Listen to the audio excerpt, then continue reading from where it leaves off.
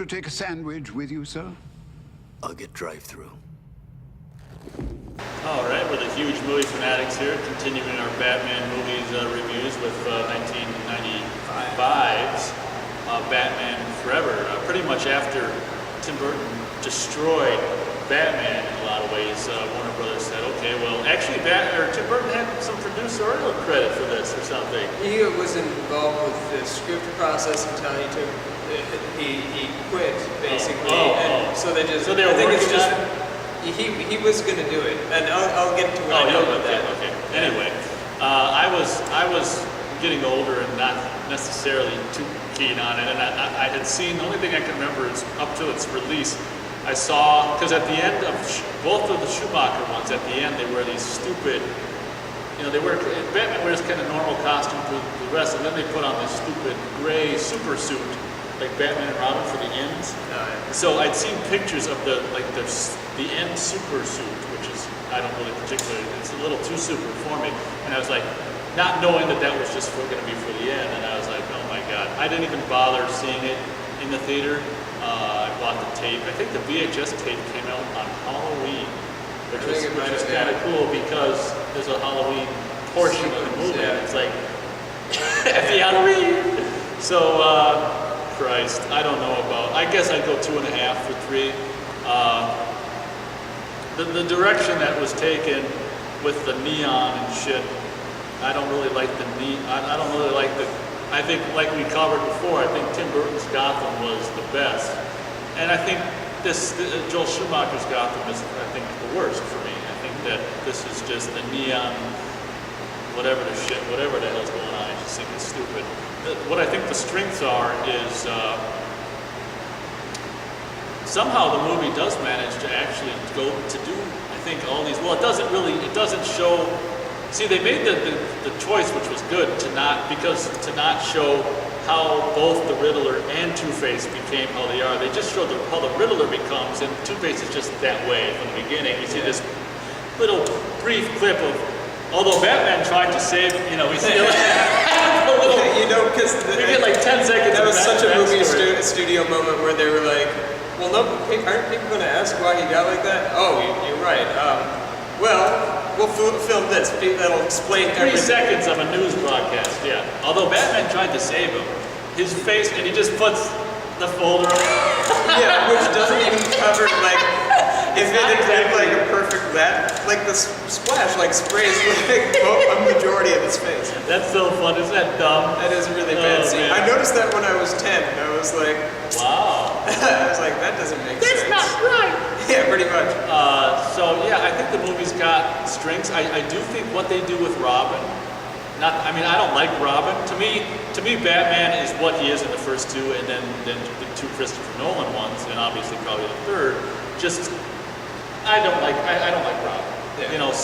But I did think that what they did with Robin and how they put Robin into it was probably the best thing about Batman Forever. And I think that it was sympathetic by having his, I don't know if it follows comic book of how it's that.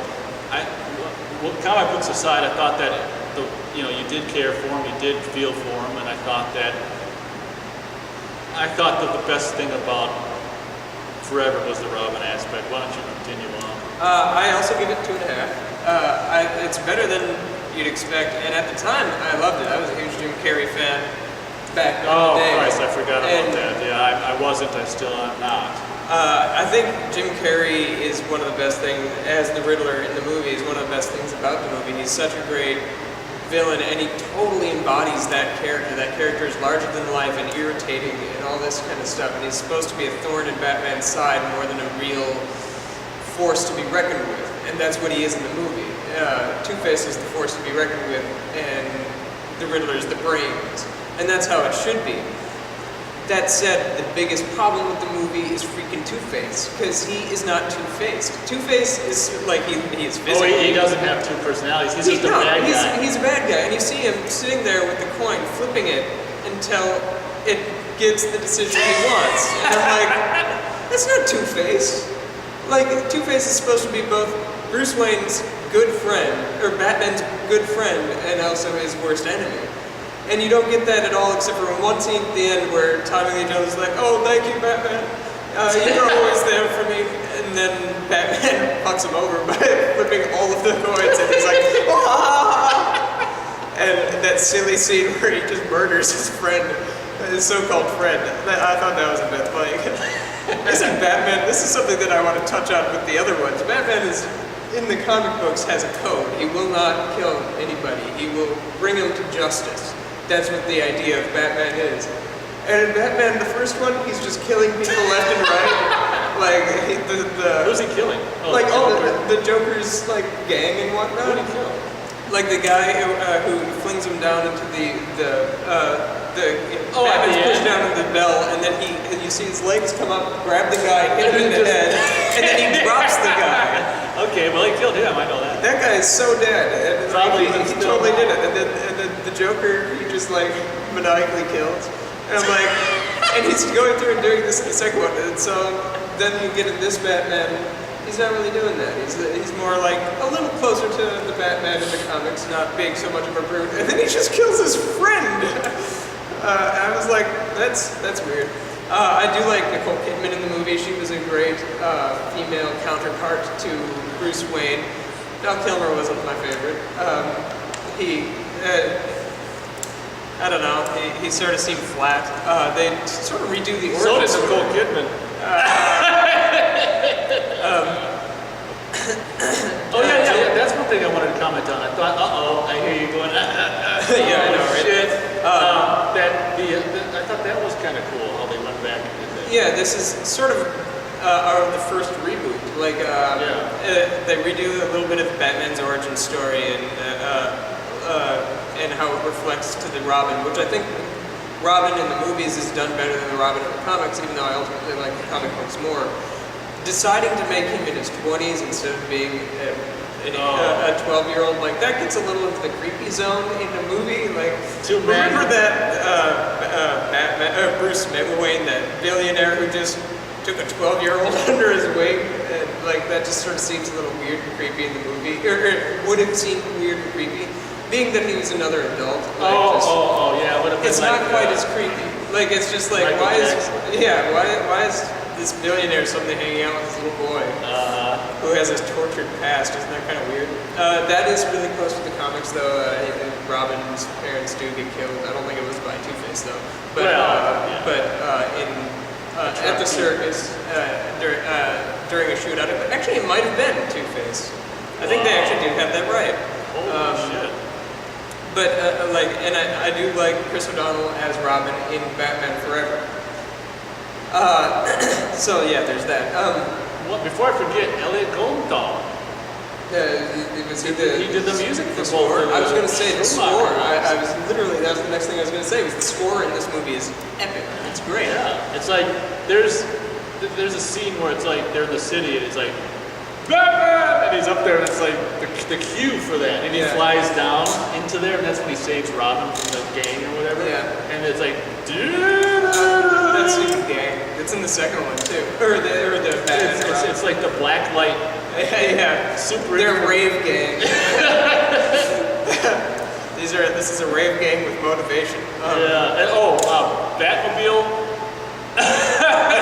Batmobile looks amazing, but it so doesn't bad, really yeah, look. so good. But it doesn't really work. Like it works, but it doesn't. stupid. I'm not a fan of it. But And you can see, I don't know how many fin. Is there one fin on the Yeah, top? there's one And fin. It's like a shark fin. it's like wobbles all the time, and it's like. I do like the look of this Gotham. I think it is the worst of the Gothams, but I do like the idea of having the Centurion Greek architecture and stuff like that. Like It's that's a really different kind of attempt. neat. It's a different attempt. It was a new take. It wasn't as good of a take, and I think because it was so different, and because Burton just hit it right on the nose, it just was such a failure. What I was going to say about Tim Burton's involvement, he was going to do the third movie with Michael Keaton, and the Riddler was going to be in it, but the studio really was pushing for Two-Face because he was such a fan favorite.